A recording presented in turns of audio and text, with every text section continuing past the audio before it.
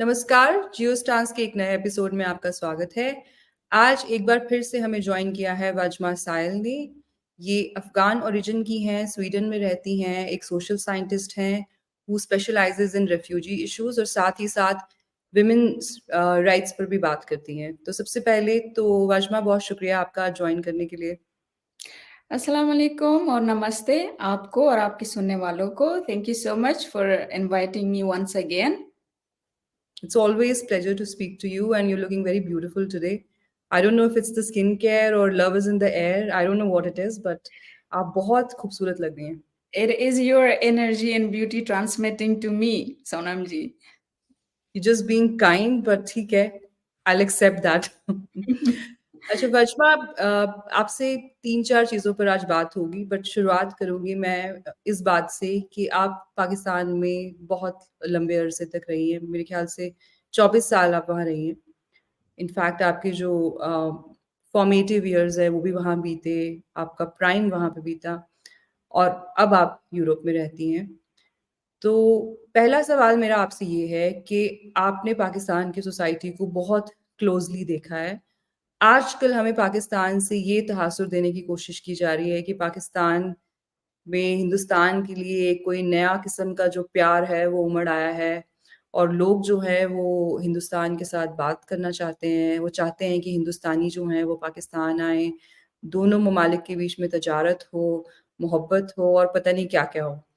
तो सबसे पहले तो ये बताइए कि जो वक़्त आपका पाकिस्तान में गुज़रा, उसमें आपने क्या देखा? सोनम जी, जैसे कि आपने बताया, मैं तकरीबन 24 साल पाकिस्तान में रही हूँ। I won't call it as a refugee but as an undocumented class. वहाँ पे मैंने ज़िंदगी की है और बहुत वो cream of the years of my life have been there. तो जितना अरसा वहाँ पे मैंने ज़िंदगी की है, मुझे अभी भी याद है कि जिस शहर में मैं रहती थी, तो हमसे थोड़ा-सा दूर एक इलाका होता था जहाँ पे ये हिंदू कम्युनिटी वहाँ पे रहते थे और साथ में क्रिश्चियन कम्युनिटी भी। वो जो कम्युनिटी थी उस वक़्त की मैं बात कर रही हूँ को कि वो सिर्फ़ ये सफाई-सुथराई ये काम करते थे। उनको इवन परमिशन नहीं थी कि उस इलाके से बाहर जाके वो किसी और इलाके में घर ले सकें। यानी इतना एक कंज़र्वेटिव और स्ट्रिक्ट माहौल था उनके लिए। तो जो आपके मुँह से मैं अभी सुन रही हूँ, थोड़ा बहुत मैंने खुद भी मीडिया पे देखा है। अल्लाह करे कि ये सच हो, लेकिन जितना मेरा एक्सपीरियंस है, जितना मैंने देखा है, जब भी पाकिस्तानी पॉलिटिशियंस को या उनके किसी सोशल सर्कल को ऑन अ बिगर प्लेटफ़ॉर्म कुछ चाहिए इंडिया से, तो वो इंडिया के दोस्त बन जाते हैं, इंडिया की तारीफ़ें शुरू हो जाती है, फिर वो चाहते हैं कि इंडिया के दोस्त बनें, इंडिया से मामलात अच्छे करें। क्योंकि हमेशा मैंने ये देखा है कि जब भी इस तरह की कोई स्टेटमेंट्स या स्टांस वो लेते हैं, तो उसके पीछे कोई ना कोई उनका अपना मफ़ाद छुपा होता है। मेरे इस बात का हरगिज़ ये मतलब नहीं है कि मैं इंडिया और पाकिस्तान के दोस्ती के खिलाफ हूँ या पीस के खिलाफ हूँ। मैं चाहती हूँ कि ये हो, लेकिन अगर ऐसा कुछ होता है, तो वो एक थॉरली अच्छे नीयत से हो, इससे नहीं कि वो सिर्फ़ सरफेस पे दिखाने के लिए हो, लेकिन बीच में और बैकग्राउंड पे वो अपना कुछ करना चाहे, प्रोग्राम चलाना चाहे। तो जितना अरसा मैं रही हूँ पाकिस्तान में, आई have not seen a very good environment. मुझे याद पड़ता है जिस स्कूल में मैं पढ़ती थी, और जहाँ बाद में स्कूल के बाद मैंने एक ट्यूशन पढ़ाना शुरू किया था, तो एक लड़की आती थी and she was from Hindu background. तो वो कहती थी हमने अपने घर में छोटा-सा छुपा के मंदिर बनाया है, क्योंकि दे वर नॉट सेफ। वो खुलेआम, सरेआम मंदिर नहीं बना सकते वहाँ पे, अगर बनाते हैं तो आपने देखा है अभी तो हालात बहुत ख़राब हुए हैं। उस वक़्त हिंदू जो कम्युनिटी थी वो छुप-छुपा के ये सारा कुछ अपना करते थे, अपना रिलिजन। हालाँकि थे वो बाय बर्थ पाकिस्तानी, यानी नेशनल थे वहाँ के, लेकिन फिर भी वो अपना जो एक आज़ाद फ्रीडम वाली लाइफ़ होती है, वो कभी भी उन्होंने अवेल नहीं किया। और इसी तरह आजकल जो मैं देख रही हूँ, वो तो हालात उससे ज़्यादा बदतर हो गए हैं। जिस तरह के हालात हो रहे हैं, जो अटैक्स हो रहे हैं हिंदू कम्युनिटी पे, क्रिश्चियन कम्युनिटी पे, जितने भी माइनॉरिटीज़ हैं, that is like really devastating. ये आप पंजाब की बात कर रही हैं या पख्तूनख्वा की बात कर रही हूँ। मैं ये पख्तूनख्वा की और पंजाब की बात कर रही हूँ क्योंकि मैं दोनों साइडों में रह चुकी हूँ। हुँ, हुँ। अच्छा, एक और चीज़ वाजमा, जब पाकिस्तानियों से जब भी बात हुई, चाहे वो यूट्यूबर्स हों या फिर आम जो वहाँ के लोग या फिर मेरे फ़ील्ड के जो लोग हैं जो कॉन्फ्लिक्ट और इंसर्जेंसी पे काम करते हैं। एक चीज़ सारे पाकिस्तानियों में मैंने कॉमन पाई है कि जब भी उनसे इंडिया-पाकिस्तान की अगर आप बात करो, पता नहीं उनके लिए ये चीज़ कन्वीनिएंट है या क्या है उसके पीछे, बट वो बार-बार ये आपको तासुर देने की कोशिश करते हैं कि हम तो भाई हैं, हिंदुस्तानी और पाकिस्तानी। ये सारा जो बिगेटरी का मामला है, ये जो हमारे यहाँ पे माहौल ख़राब हुआ है, जो आर्म्ड कॉन्फ्लिक्ट्स पाकिस्तान में चल रहे हैं या फिर जो टेररिज़्म पाकिस्तान में चल रहा है, जी। उसकी सारी की सारी ज़िम्मेदारी जो है वो पठानों पर आती है और बेसिकली अफ़गान्स ने और जो पाकिस्तान के अंदर जो पश्तून्स हैं, ये लोग बड़े वायलेंट हैं और इन्होंने पाकिस्तान को बर्बाद किया है और इन्हीं के चक्कर में हिंदुस्तान और पाकिस्तान के भी रिश्ते अच्छे नहीं हैं। इनफैक्ट एक लेडी हैं, मैं उनका क्या ही नाम लूँ अभी, मैंने कुछ दिन पहले उनके हिंदू-फ़ोबिक ट्वीट्स थे बहुत सारे, जो मैंने शेयर किए ट्विटर पर। उसके बाद मेरे ऊपर बड़ा बैकलैश भी आया, पर्सनल अटैक्स भी हुए। ऐसा नहीं है कि उन्होंने कोई ये बात ढके-छुपे अंदाज़ में की थी, उनके पब्लिक ट्वीट्स थे। उनका भी मैं एक व्लॉग मेरी नज़र से गुज़रा है या एक क्लिप नज़र से गुज़री है, जिसमें वो कह रही थी कि हमने तो कभी भी जो एंटी इंडिया टेरर ऑर्गनाइज़ेशंस हैं, उनको जगह नहीं दी है। वो तो अफ़गानिस्तान में इतना माहौल ख़राब हुआ, उसके चक्कर में हम कंट्रोल नहीं कर पाए और हिंदुस्तान में दहशतगर्दी हुई और उसका जो सारा मलबा है, वो हिंदुस्तानी पाकिस्तान पे डालते हैं। क्या आप समझती हैं कि इसमें कोई भी हकीकत है? अ, सोनम जी, ये जो मलबा ये हमेशा से पिछले 24, 25, 30 साल से ये अपना मलबा कभी अफ़गानिस्तान पे तो कभी इंडिया में जो ये करतूतें करते हैं और फिर उसका भी मलबा अफ़गानिस्तान पे डालते हैं, कहते हैं हम तो बड़े अच्छे लोग हैं, ये सारा कुछ वहाँ से आ रहा है। ये तो ये करते आए हैं। This is how they earn money against terrorism. ये जो वॉर एंड ऑन टेरर शुरू हुआ, ये कहाँ से शुरू हुआ? अफ़गानिस्तान पे जब यूएस ने इन्वेजन किया 2001 पे, तो उसको बॉर्डर्स किसने ओपन करके दी? किस रास्ते से अमेरिका अफ़गानिस्तान में एंटर हुआ? इंडिया के रास्ते से तो नहीं हुआ था ना, पाकिस्तान के रास्ते से हुआ था। वहाँ पे मुजाहिदीन कहाँ पे ट्रेन हुए थे? पाकिस्तान में ट्रेन हुए थे। अगर ये इतना कंसर्न थे सिक्योरिटी को लेके, तो ये सुसाइडर्स और ट्रेनर्स ट्रेनिंग क्यों करवाते रहे हैं इतना अरसा? ना करते। वो ये सोचते ना कि ये चीज़ वापस बैकक्लैश करेगी, वापस हमें हार्म करेगी, हमारे नेबरिंग कंट्री इंडिया को हार्म करेगी। ये कोई ढकी-छुपी बात नहीं है। India is the 3rd power right now in the world and they have the most high intelligence. तो उनके पास बहुत सबूत, यानी बहुत क्लियर ये सबूत है कि भई वो टेररिज्म जब इंडिया में फर्स्ट टाइम हुआ था, वो कहाँ से हुआ था? किस घर में वो लोग रह रहे थे, किस शहर में उनकी ट्रेनिंग हुई थी, बाकायदा वीडियोज़ हैं, you know that very well. मसला क्या है, जो जिस जर्नलिस्ट की आप बात कर रही हैं, पाकिस्तान में जर्नलिज्म के लिए नहीं होता, जर्नलिज्म इसलिए होता है कि उससे वो कमाई कर सके, घर बना सके, लोगों में शोषा अपना दिखा सके और उसके लिए वो जर्नलिज्म की जो एक अखलाकियात होती हैं, उसको वो फॉलो नहीं करते। There is no, like, there is a term used as peace journalism. Pakistanis do not follow that. They even do not know what is peace journalism. अगर वो जर्नलिज्म पे इतना ही उनका होता या रिस्पेक्ट वो करते, तो उनको एक तरफ जो ये बात कर रहे हैं कि हम इंडिया के साथ पीस चाहते हैं, तो उनको चाहिए था कि एक पीसफुल तरीके से अपने जर्नलिज्म को आगे लेकर जाए। वो हमेशा मलबा दूसरे लोगों पे डालते हैं। 2021 से लेकर 2024 तक इन्होंने जितना ये वॉर ऑन टेररिज्म इन्होंने फाइट किया, अपने लोगों को भी मारा और जो ट्रेनर्स इन्होंने ट्रेन किए, अफ़गानिस्तान भेजे और फिर उनको वापस एक्सेप्ट नहीं किया, तो वो कहाँ जाएँगे? ऑब्वियसली वो लीक करेंगे और वो कहाँ लीक करेंगे? वो या तो अफ़गानिस्तान में लीक करेंगे, या तो पाकिस्तान में लीक करेंगे, या फिर इंडिया में लीक करेंगे, because they have connecting borders. तो एक कंट्री, एक बहुत ही डेंजरस फैक्टर से अपना असासा बना रही है। You know what I mean? Like अपना इनकम बना रहे हैं और फिर ये कहते हैं कि ये हमारा कसूर नहीं है, ये तो अफ़गानिस्तान का कसूर है। सो आई डोंट नो किस बेस पे वो लोग ये बात करते हैं। What is the reason? Reason तो मेरे ख़्याल में बिल्कुल साफ़ है, तो वो खुद जाहिल हैं, सोचते हैं कि दूसरे लोग भी जाहिल हैं, उनको भी नहीं पता इन चीज़ों का। तो अगर कोई ये कहे कि पाकिस्तान को अफ़गानिस्तान ने बर्बाद किया है या पश्तून्स ने बर्बाद किया है, बजाय इसके कि पाकिस्तान ने अफ़गानिस्तान को बर्बाद किया है, हम तो यही समझते हैं। तो उनको आप क्या जवाब देंगी जो उल्टा कहते हैं, जो ये कहते हैं कि अफ़गानिस्तान ने हमें बर्बाद किया है, जबकि हकीकत ये है कि पाकिस्तान ने सीआईए के साथ मिलके मुजाहिदीन बनाए, फिर उन्हीं मुजाहिदीन में से कुछ को उन्होंने कश्मीर भेजा, जो बचे-खुचे थे उनको तालिबान बनाया, उनकी जो सारी तालीम हुई वो पाकिस्तान के अंदर हुई, वो जो मदरसा है जो हक्कानिया सब सब जानते हैं।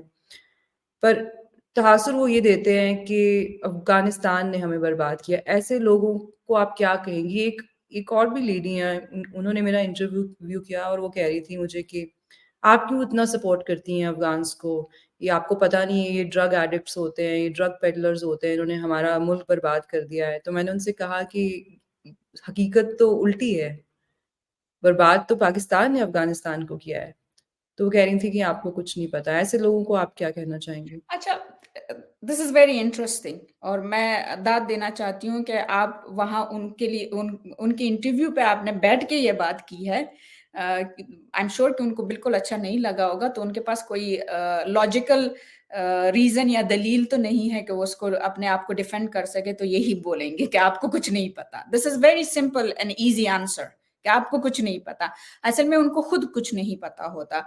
उनके अपने जर्नल्स उनके अपने ही टीवी चैनल्स पे बैठ के इवन इंटरनेशनल चैनल्स पे बैठ के हार्वर्ड यूनिवर्सिटी में इनका अपनी सीआईए का जो रिटायर्ड ऑफिसर था, मैं नाम भूल गई हूँ, मेरे ख्याल में अब्दुल हक कुछ इस तरह का उनका है नाम। ही हैड एन इंटरव्यू जो उसने एक्सेप्ट किया है कि they have trained Taliban. General Musharraf ने 2017 में ये एक्सेप्ट किया कि उन्होंने तालिबान को ट्रेन किया और ये सारे उनके हीरोज़ थे। वीडियोज़ मौजूद है सोशल मीडिया पे। उसके बाद जब रिसेंटली इमरान खान पावर पे आए, तो इमरान खान ने ये एक्सेप्ट किया कि this group was made by them और जो हक्कानिया मदरसा था जो 1989 से ऑपरेट हो रहा है पाकिस्तान में, तो वो किस लिए ऑपरेट हो रहा है? इसी ट्रेनिंग के लिए ऑपरेट हो रहा था और इमरान खान ने तो बाकायदा कोशिश की कि जो तालिबान अफ़गानिस्तान में ये छोड़ के आए हैं 20 साल वॉर के बाद, वो इनको दोबारा से रीइन्फोर्स कर सके पाकिस्तानी सोसाइटी में, रीइंटीग्रेट कर सके। जो आर्मी ने इनके साथ नहीं माना और वो क्लैश ऐसे कर के ये हुआ कि उसकी अपनी गवर्नमेंट गिर गई। तो अगर ये कहते हैं कि अफ़गानिस्तान ने पाकिस्तान को बर्बाद किया, तो मैं कहूँगी पाकिस्तान ने खुद को बर्बाद किया है। ना अफ़गानिस्तान का इन्होंने कुछ बिगाड़ा, ना ही इंडिया का, ना किसी और का। आज जिस तरह के हालात हैं, ठीक है, अफ़गानिस्तान में आज तालिबान है। अफ़गानिस्तान में एक पैसिव पीस है वहाँ पे। मैं नहीं कहूँगी कि एक्टिव और जिस तरह का पीस होना चाहिए वैसे है। लेकिन इकोनॉमी अभी भी अफ़गानिस्तान की बहुत अच्छी है बनिस्बत पाकिस्तान की। लोग अभी भी हमारे भाग नहीं रहे हैं। हमारे मुल्क में अभी तक ऐसे कोई वो सेंटेंसेस या शुआर जिसे कहते हैं नहीं बना कि पाकिस्तान से ज़िंदा भाग। इसके लोग भाग रहे हैं। इनको मैं ये बातें नफ़रत की वज़ह से नहीं कह रही, मैं इसलिए ये कह रही हूँ कि इनको इन चीज़ों पे ज़रा गौर करना चाहिए। जब ये इस तरह के स्टेटमेंट देते हैं, अपने मुल्क को ये देखना चाहिए कि भई हमारे अपने हालात कहाँ जा रहे हैं? हमने ऐसा क्या बुरा किया यहाँ पे? 2021 में जब तालिबान ने दोबारा पावर गेन किया अफ़गानिस्तान में, मिठाइयाँ कौन बाँट रहा था पाकिस्तान में? शहनाइयाँ कौन बजा रहा था? कुमकुमे कौन जला रहा था पाकिस्तान में? फिर किस जुर्रत और किस मुँह से ये बैठ के ये बात कहते हैं कि अफ़गानिस्तान ने हमें बर्बाद किया। अगर इस तरह की कोई बात होती, तो भई आज तो चाहिए कि आपकी इकोनॉमी बहुत अच्छी हो, आपके लोग ना भागें, आपके मार्केट्स जो है वो अच्छा रन करे, आपकी जो स्टॉक एक्सचेंज है वो क्रश ना करे, आपके जितने एयरपोर्ट्स हैं वो आप गिरवी ना रखें ना। आप अभी कराची एयरपोर्ट, सारे जितने एयरपोर्ट्स हैं वो गिरवी हैं। जितने इस शहर के इस्लामाबाद के जितने बड़े ट्रेडिंग मार्केट्स हैं वो सारे इन्होंने गिरवी रखे हैं। क्यों? Because they have लोन्ड a lot of money. तो इस तरह ये सारा रिवर्स हुआ हो चुका होता अगर हमने किया होता कुछ। It means that you have done bad to yourself and now you are facing the music.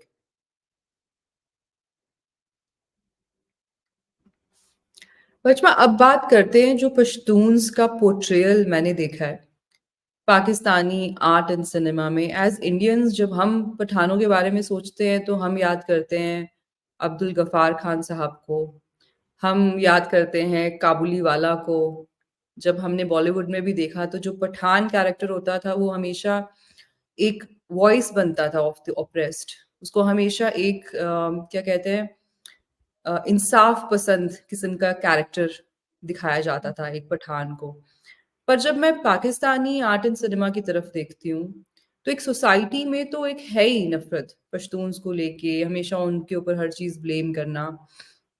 आपको पता है अभी पीछे मोहसिन दावर के ऊपर भी हमला हुआ, नो प्राइजेस फॉर गेसिंग कि वो किसने करवाया।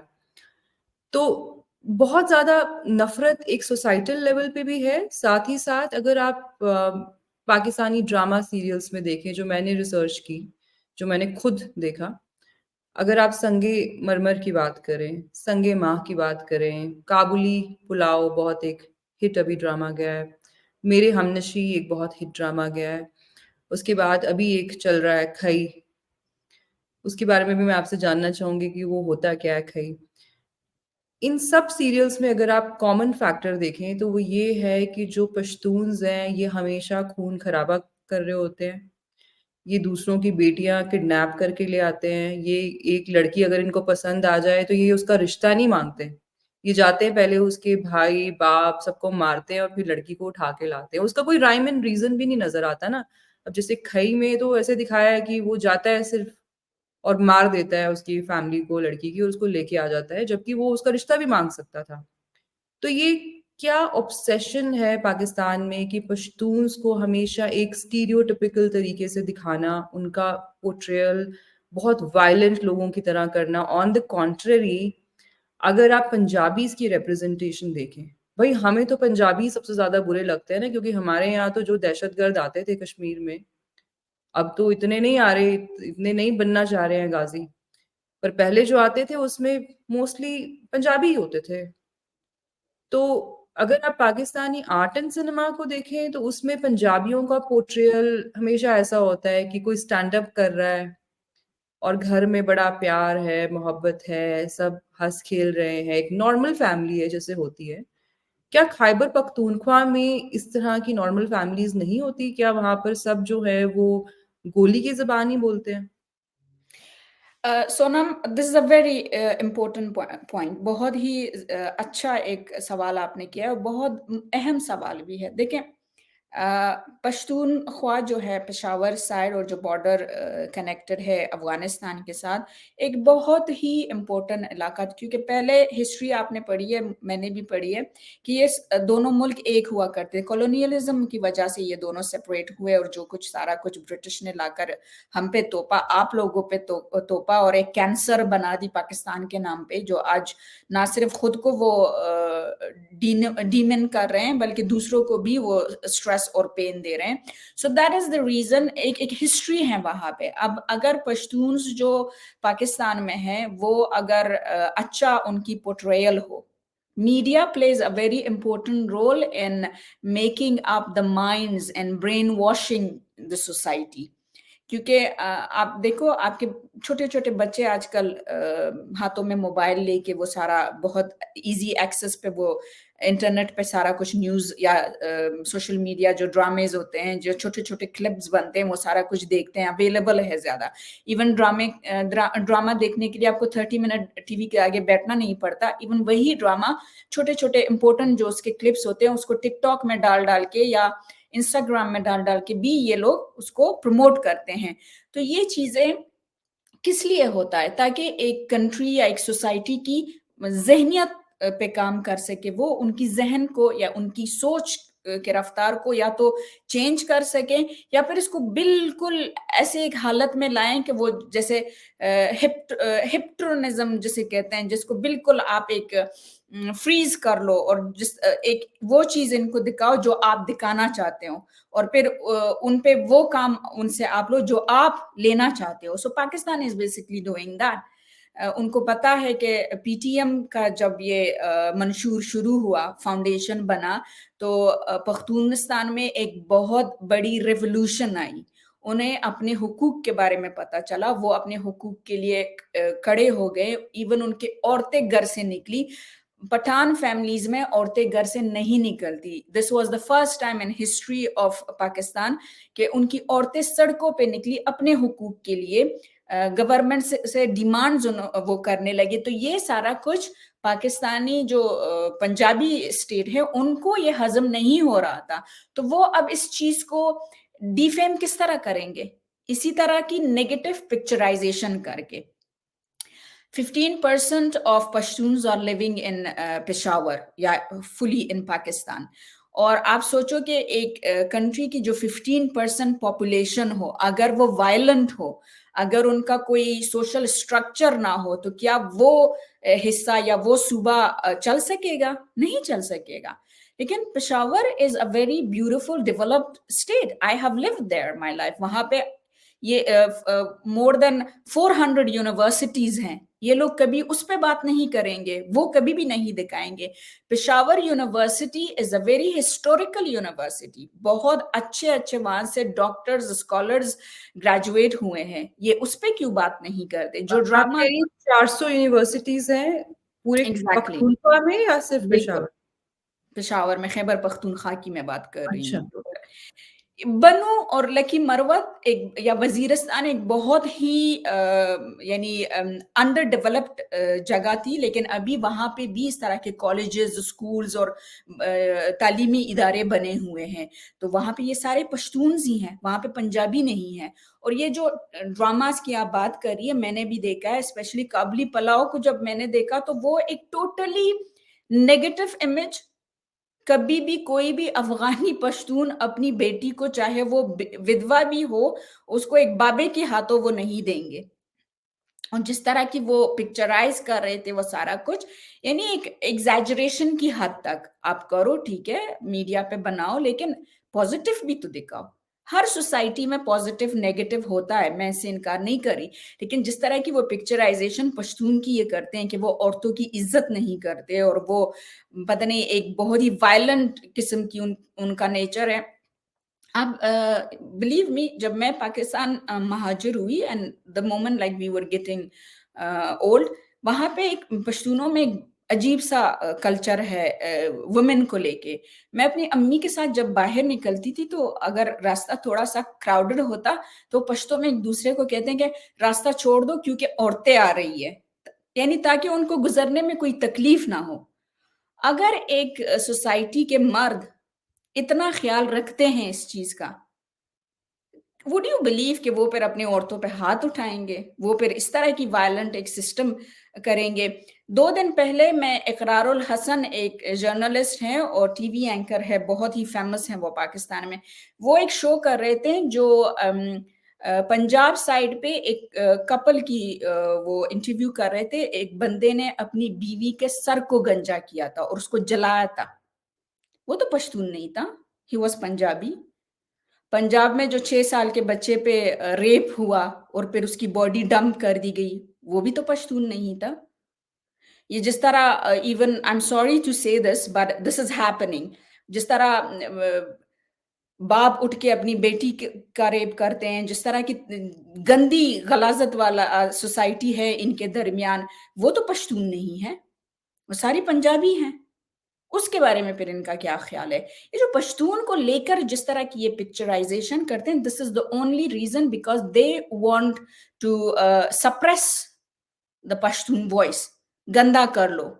ये बहुत ही एक गंदी इनका एक नैरेटिव है कि आप अगर चाहते हो कि किसी को आगे जाने से रोको तो उस पे गलाज़त फेंको, उसकी कैरेक्टर असैसिनेशन कर लो।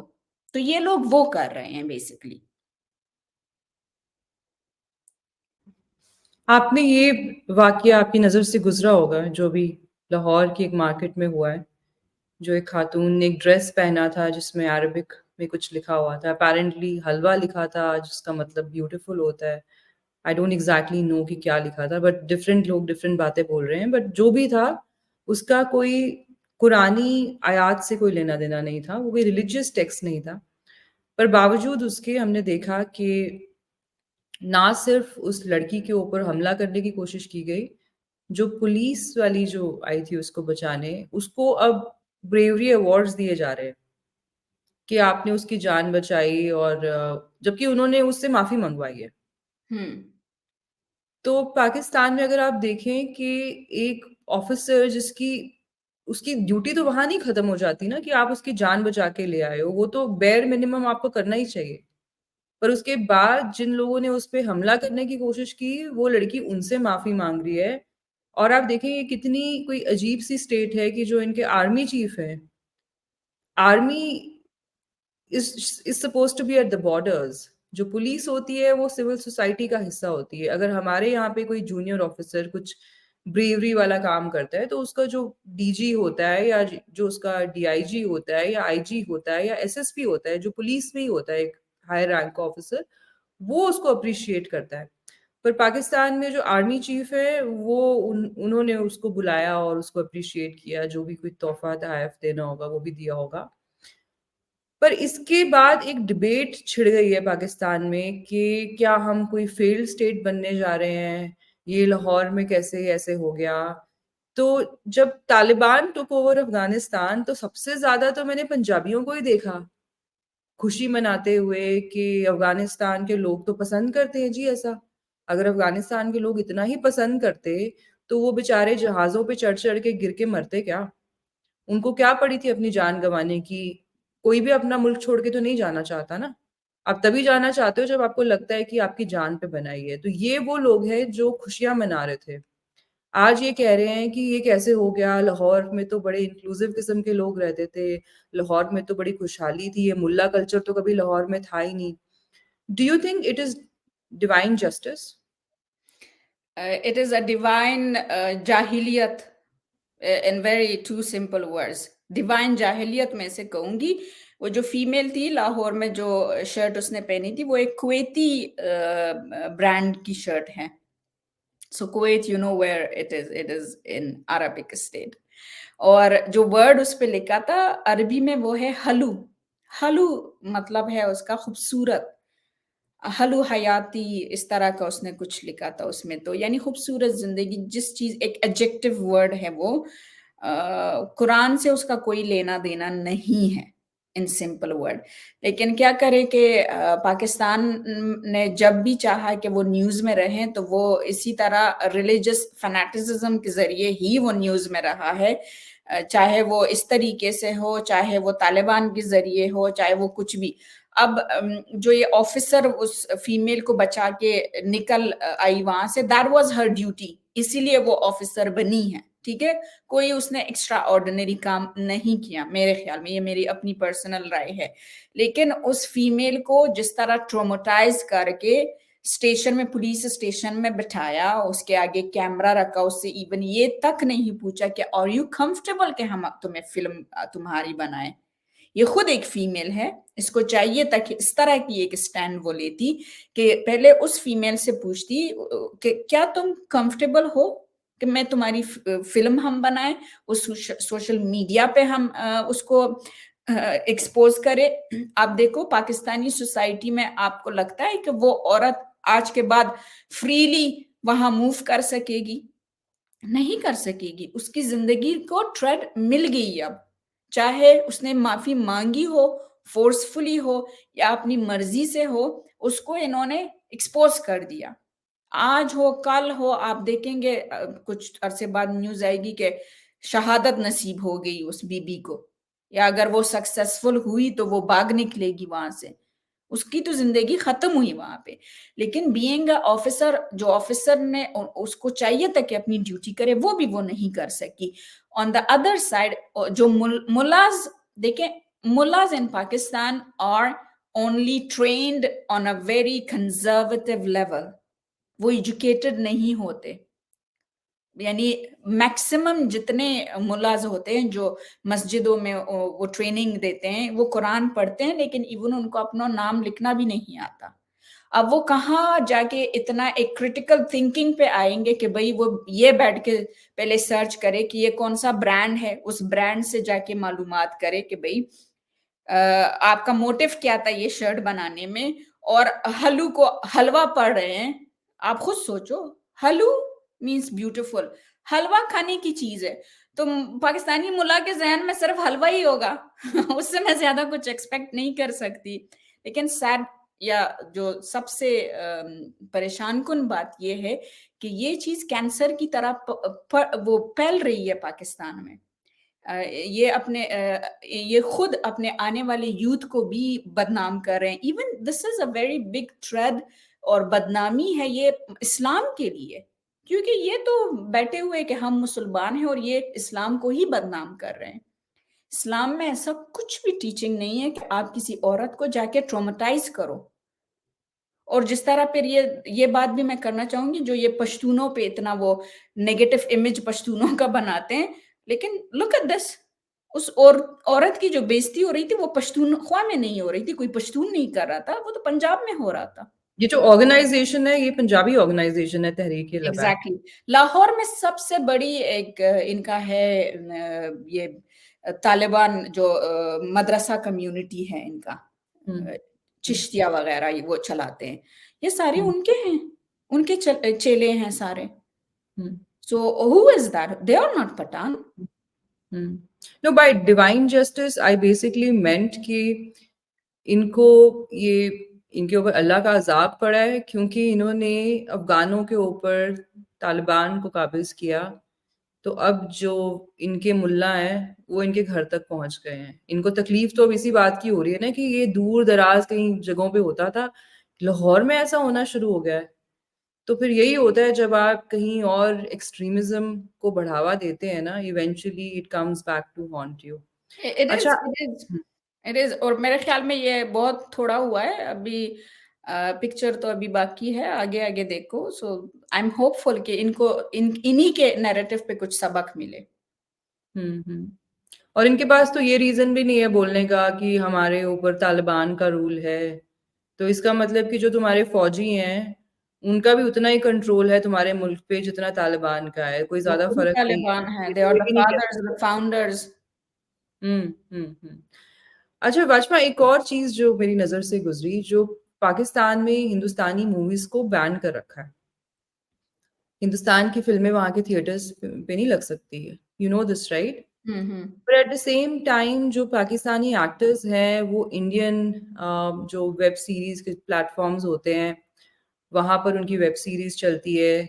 जो इंडियन प्रोड्यूसर्स हैं कुछ, वो अब ऐसा शुरू हो गया है कि क्योंकि यहाँ पर भी एक नैरेटिव है ना कि पाकिस्तानी एक्टर्स को अब यहाँ पे चांस नहीं मिलना चाहिए। After Pulwama attack, Uri attack, माहौल बहुत खराब हो गया था। एंड राइटली सो, क्योंकि पाकिस्तानी एक्टर्स आर ऑल्सो प्रोपेगेंडिस्ट्स। या तो वो ना कि सिर्फ आप आर्टिस्ट बन के रहे तो फिर तो ठीक है। Even I M for cultural exchange even between hostile states, क्योंकि आर्टिस्ट तो आर्टिस्ट होता है।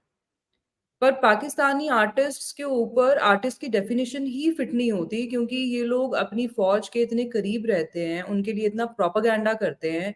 तो फिर ठीक है, या तो आप प्रोपागेंडा कर लो या तो आप आर्ट एंड सिनेमा कर लो, दोनों चीजें आप साथ में नहीं कर सकते। हम्म। तो दो चीजें हो रही हैं, एक तो कि ये अपने प्रोजेक्ट्स वहां पे बनाते हैं और फिर इंडिया से फंडिंग ले लेते हैं, प्रोड्यूसर या को प्रोड्यूसर ढूंढ लेते हैं और फिर यहाँ के हमारे जो प्लेटफॉर्म्स हैं उन पर ये अपनी जो सीरीज होती है उसको रिलीज कर देते हैं और उससे पैसा कमाते हैं।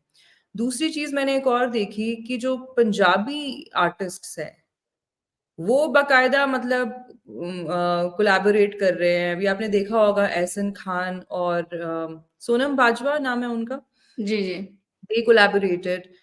हाल ही में एक फिल्म बनाई थी कोई, सोनियो जी आया नू, इसी हुँ, हुँ। तरह का कोई नाम था, पंजाबी मूवी थी। तो उसमें लड़का जो था वो पाकिस्तानी मुस्लिम था, लड़की जो है वो पंजाबी हिंदू या सिख है इंडियन साइड से। ये दोनों किसी तीसरे मुल्क में मिलते हैं, इनके बीच में प्यार हो जाता है और फिर ये बातें करते हैं उस मूवी में कि पंजाब को तो जोड़ देना चाहिए, पंजाबियों ने तो बहुत सफ़र किया है। जो एक हमारे यहाँ पे जो पंजाबीज़ है ना, स्पेशली एक पर्टिकुलर कम्युनिटी में वो जो एक कहावत है ना, जिन्हें लाहौर नहीं वेख्या उन्हें वो जम्या नहीं, हुँ, हुँ। उनको वो सिंड्रोम है कि उनको लगता है कि पता नहीं हमने लाहौर नहीं देखेंगे, वहाँ नहीं जाएँगे तो पता नहीं हम जी नहीं पाएँगे। जबकि इन लोगों के जो एंसेस्टर्स थे उनको उनकी मार काट करके उनको इनको वहाँ से निकाला। तो जब ये फ़िल्म जो सो कॉल्ड प्यार पे बनी थी और जिससे ये यूनिफ़िकेशन का पंजाब के यूनिफ़िकेशन का मैसेज देना चाह रहे थे कि जी ठीक है, हमारे बॉर्डर है बट पंजाब के बीच में तो जो है कोलैबोरेशन भी होनी चाहिए और लोगों को आना-जाना भी चाहिए क्योंकि पंजाब तो एक है, जबकि सबसे ज़्यादा कत्लो-गारत पंजाब में ही हुआ था। शुरुआत वहीं से हुई थी, मार्च 1947 में ही हो गई थी। हुँ, हुँ। पर पाकिस्तानियों ने उस फ़िल्म को बैन कर दिया। पंजाब में वहाँ के एक्टर्स ने उसको बड़ा प्रमोट किया क्योंकि वहाँ के लोग उठ खड़े हुए कि ये तो गलत मैसेज जा रहा है।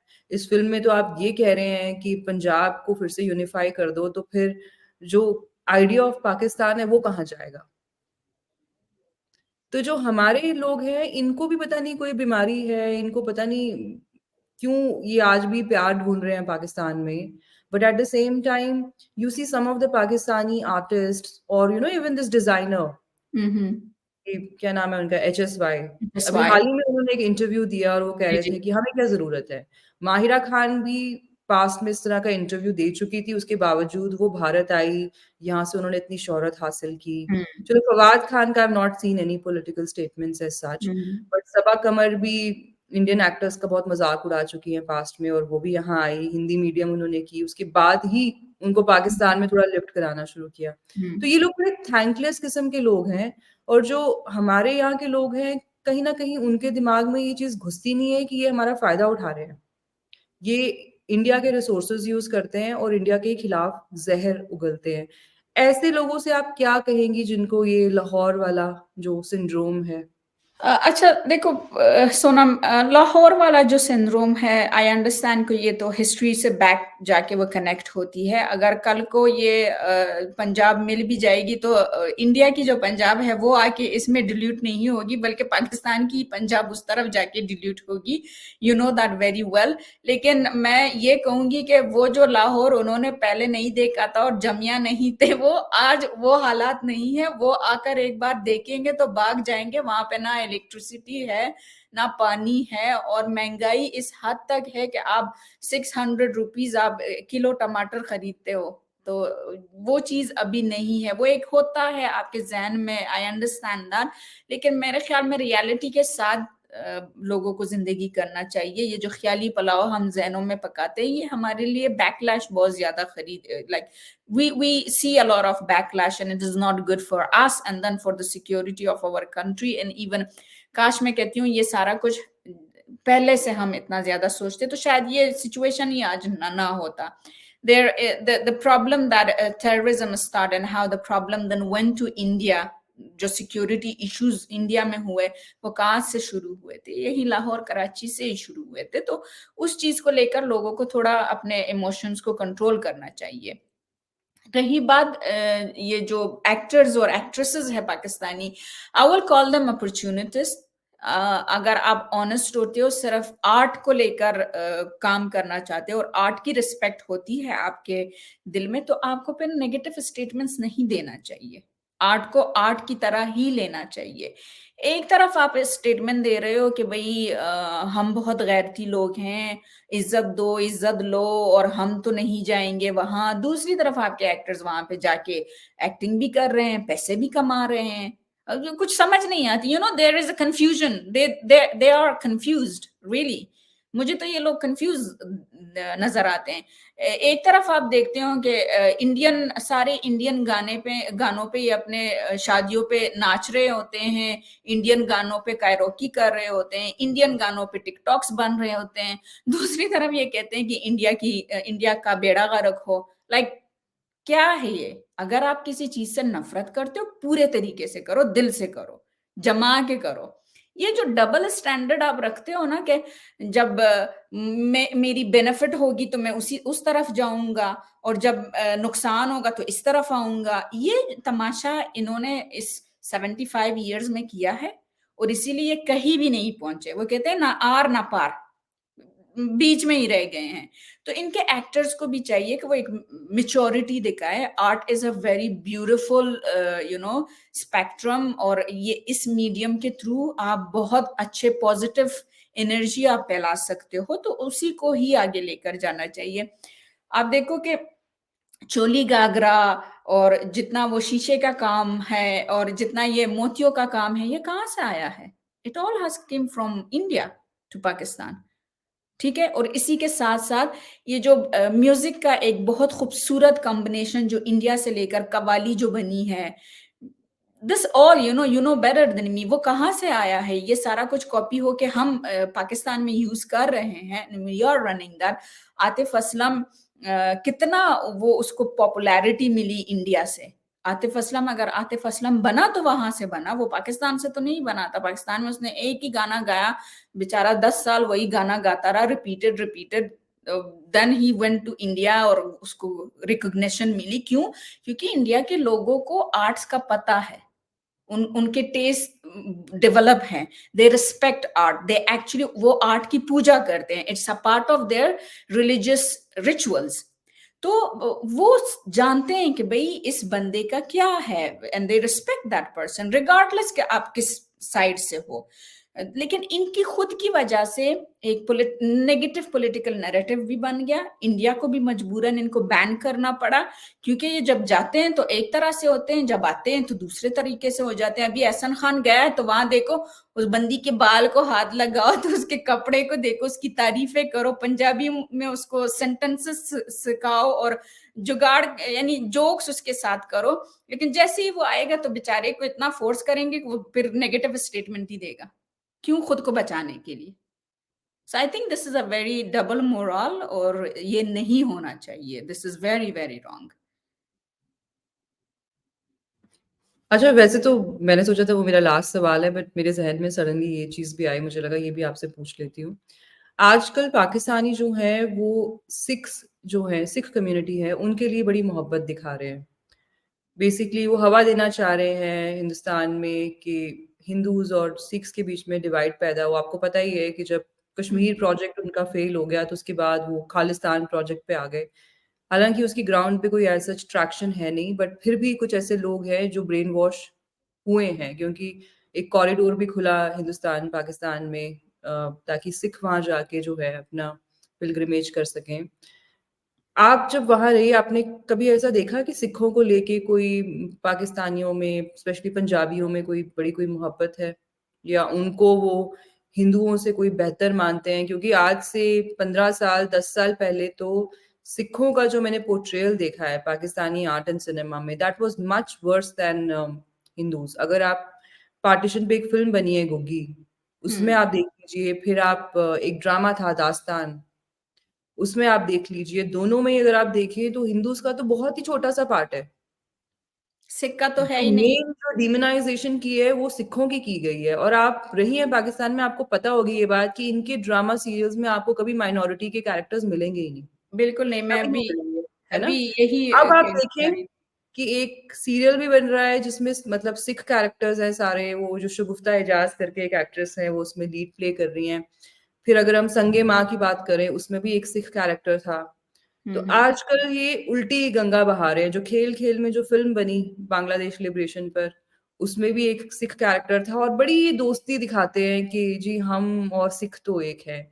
ये जो हिंदूज़ हैं, ये स्पॉयलर्स हैं। आज से 15 साल पहले ये लोग उल्टी गंगा बहा रहे थे। How do you see this? Do you see a strategic motive to this? And did you ever see this on the ground कि पाकिस्तानी कोई सिखों से बड़ी मोहब्बत करते हैं? सोनम ऑन द ग्राउंड जब कोई मुल्क किसी भी अपनी कम्युनिटी को इज्जत देता है तो उसके 3 जगहों पे आप उनको प्रोमिनेंट देखते हो। आर्ट कल्चर में, एजुकेशनल एकेडमिक लेवल पे और उनके पॉलिटिकल ग्राउंड में। मैंने आज तक इन तीनों प्लेटफॉर्म पे सिख कम्युनिटी को उनकी रिप्रेजेंटेशन नहीं देखी।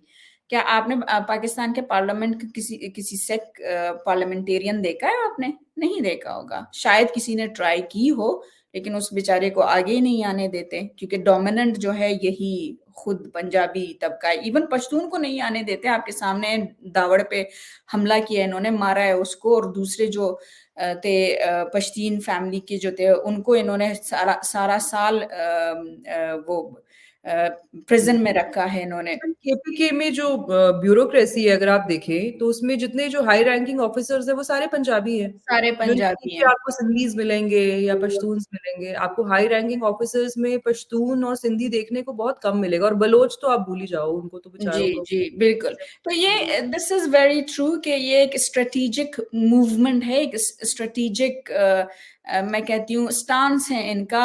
Again media plays a very important role in reshaping your thought and the way how you see things in your society, और जिस आपकी सोच को वो या अपनी देखने की लेंस को वो चेंज कर देते हैं। तो they are actually working on this, और ये बहुत ज़्यादा एक्टिव है।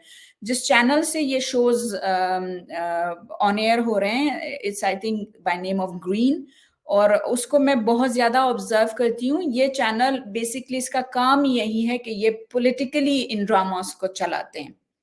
मुझे लगता है कि इसके पीछे कोई उसका इनकी जो एक को स्टैब्लिशमेंट फाउंडर रही है है। वो वेटरन है, वो उसका ताल्लुक जो है वो पाकिस्तान आर्म्ड फोर्सेस से रहा है।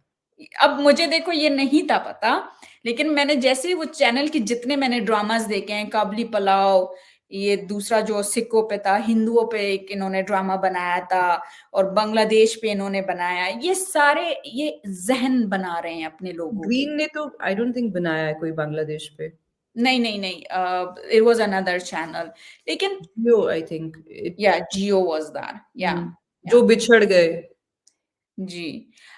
जिस जिस तरह की ये नैरेटिव बना रहे हैं, हम्म। मेरे ख़्याल में ये एक टेम्परेरी चीज़ है। India is a very strong country. हर मुल्क में इस तरह के क्लैशेज़ होते हैं उनके अपने बीच में, and I think the credit again goes to Indian people and as well as the Indian government, कि वो अपने लोगों को किस तरह बाँध के रखते हैं इन अ वेरी गुड वे। इनको चाहिए कि फर्स्ट अपने इश्यूज़ पे फ़ोकस करें, फिर जाके इस तरह की वो मगरमच्छ वाला काम करे कि यू नो मैं अब इनका एक मैं जितना मुझे समझ है कि मैं अपने आप को तो फिक्स नहीं कर सकती, लेकिन तुम्हें ज़रूर खराब कर सकती हूँ। They actually run through this, like I can not fix my self but I will damage you. तो ये वो एक नाकाम कोशिश करते हैं, बीच में खुद ही खराब हो रहे हैं। आई think this is a very short run, I would say. That's all from my side, Vajma, for today.